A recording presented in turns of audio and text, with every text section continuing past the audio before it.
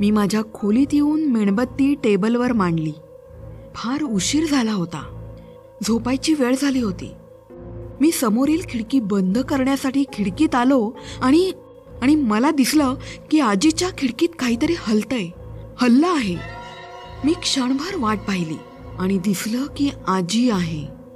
आराम खुर्चीत आहे. मागे पुढे झुलत आहे. खुर्ची पुढे येत आहे. आजी मला दिसत आहे आणि खुर्ची मागे जाताच आजी भिंतीआड जात आहे. मी क्षणभर मुग्ध उभा आजीला बघत राहिलो. आजी मागे जात पुढे आली आणि अचानक थांबली. स्तब्ध, अगदी स्तब्ध. कथा भय. लेखन कनिष्क हिवरेकर. शब्दफुले बाय सुजाता.